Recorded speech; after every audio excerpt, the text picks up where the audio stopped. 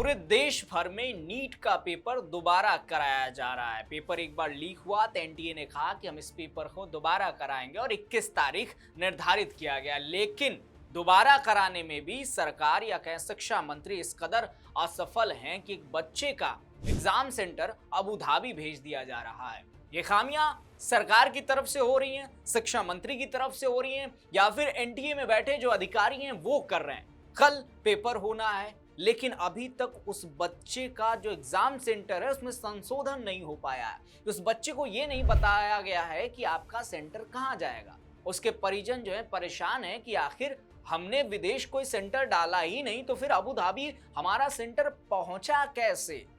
पहली बार तो चलो पेपर लीक हो गया, जो उसमें आरोपी थे उन सभी पर आपको कार्रवाई करनी है, आप कर रहे हैं, जांच पड़ताल का विषय ठीक है, लेकिन ये सिस्टम में खामियां बार बार हर बार कैसे आ जा रही हैं। क्या एनटीए इन सिस्टम को दुरुस्त नहीं कर पा रहा है। एक बच्चा जो अपना एग्जाम सेंटर अबू धाबी नहीं डालता है, दुबई नहीं डालता है, उसका एग्जाम सेंटर दुबई पहुंच जाता है। अब उसके परिजन जो हैं वो पूरा परेशान हैं कि हमने तो डाला ही नहीं, हम वीजा पासपोर्ट ये सारी चीज़ें कहाँ से लाएंगे। हालांकि सरकार की तरफ से, एनटीए की तरफ से ये कहा गया है कि शाम 4 बजे तक हम आपका एग्ज़ाम सेंटर दुरुस्त कर देंगे, सही कर देंगे। लेकिन इसके पहले आप ऐसा क्या कर रहे थे कि ये सिस्टम में खामियां आ जा रही हैं। आप पूरा एग्ज़ाम सेंटर ही भारत से अबू धाबी शिफ्ट कर दे रहे हो। ये तमाम सवाल जो हैं इस समय एनटीए को लेकर, शिक्षा मंत्री को लेकर खड़े हो रहे हैं। आप पहले उस बेटे या कहें उस बच्चे, उस छात्र के पिता के उस बयान को सुनिए जो इस गलती के बाद, इस खामी के बाद कह रहे हैं। ऐसा पहले नीट की जो परीक्षा कैंसिल हुई, उसके बाद में दोबारा 21 तारीख की नीट की परीक्षा का डिक्लेरेशन हुआ और 14 तारीख को एडमिट कार्ड इशू करने की तारीख दी गई। पेपर में भी हमने पढ़े और वेबसाइट पर भी थी, लेकिन एडमिट कार्ड डाउनलोड नहीं हो रहा था। कल 4 बजे वो डाउनलोड हुआ। डाउनलोड होने के बाद में हमने जो देखे, उसको जो सेंटर मिला है वो अबू धाबी लिखा था, अबू धाबी के स्कूल में। हम लोग बहुत शौक में आ गए कि हमने तो अब दिया नहीं ऐसा कोई ऑप्शन उनको। फिर उसको हमने अप्रोच किया, हेल्पलाइन पर बात की, तो उन्होंने हमको बताया कि तुम हमारी वेबसाइट पर मेल करो। फिर वेबसाइट उन्होंने भेजा, फिर हमने उनको मेल किया। मेल करने के बाद में उनका फ़ोन आया कि हम सैटरडे को 4 बजे तक आपको नया एडमिट कार्ड इशू करते हैं। ऑप्शन देने होते हैं, आपने कौन से ऑप्शन दिए थे? हमने 3 डिस्ट्रिक्ट के ऑप्शन दिए थे, वर्धा और नागपुर। लेकिन अब हमारी ऐसी डिमांड है कि उनको उसको नागपुर ही दिया जाए, क्योंकि वो बहुत शौक में है।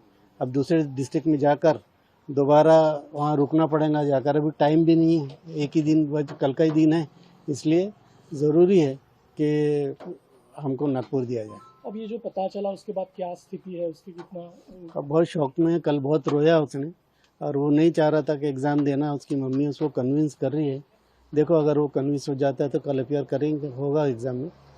अब अल्लाह ही जाने क्या होने वाला है कल का।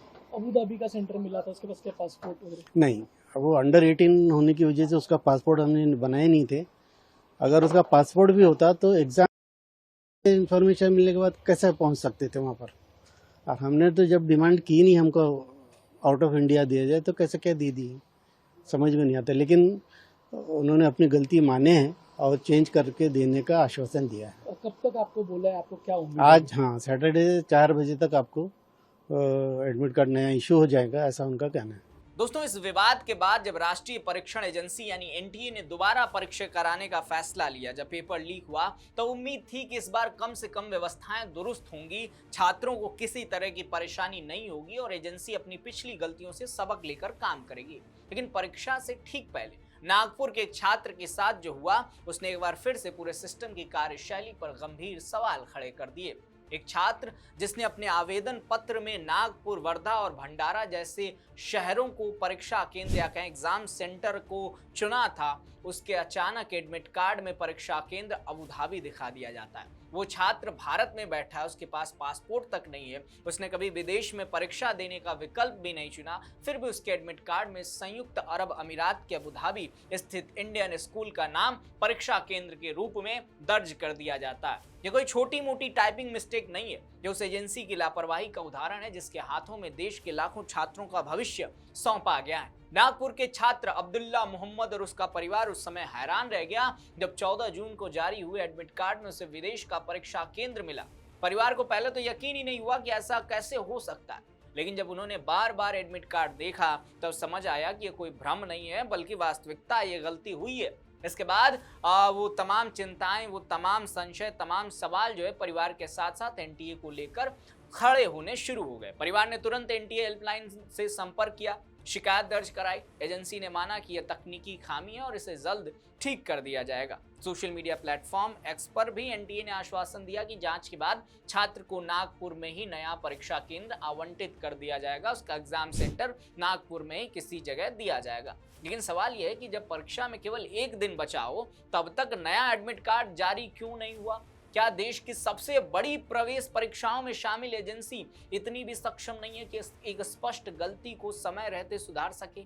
सबसे बड़ी बात यह है कि यह घटना उस परीक्षा से जुड़ी है जिसे पेपर लीक विवाद के बाद दोबारा कराया जा रहा है, यानी एक ऐसी परीक्षा जिसके संचालन पर पहले ही पूरे देश में सवाल उठ चुके हैं। विरोध प्रदर्शन, लाखों छात्र सड़कों पर उतरे, अदालतों तक मामला पहुंचा, विपक्ष ने सरकार को घेरा, शिक्षा विशेषज्ञों ने एजेंसी की क्षमता पर सवाल खड़े किए। इसके बावजूद यदि दोबारा परीक्षा से पहले भी ऐसे चूक सामने आ रही है तो ये चिंता का विषय है और गंभीर चिंता का विषय है। दोस्तों, ये सिर्फ एक छात्र की कहानी नहीं है, उस व्यवस्था का आईना है जो हर साल लाखों युवाओं के भविष्य का फैसला करती है। देश के शिक्षा मंत्री और शिक्षा मंत्रालय को भी इस मामले पर जवाब देना चाहिए। जब बार बार एनटीए की कार्यप्रणाली सवालों के घेरे में आ रही है तब केवल तकनीकी खामी कहकर जिम्मेदारी से बचा नहीं जा सकता। आखिर ऐसी तकनीकी खामियां बार बार क्यों होती हैं? इनके लिए जवाबदेह कौन है? क्या किसी अधिकारी की जिम्मेदारी तय होगी? क्या छात्रों और अभिभावकों को हुए मानसिक उत्पीड़न का कोई हिसाब होगा? आज देश का हर अभिभावक यही सवाल पूछ रहा है कि यदि एक छात्र का परीक्षा केंद्र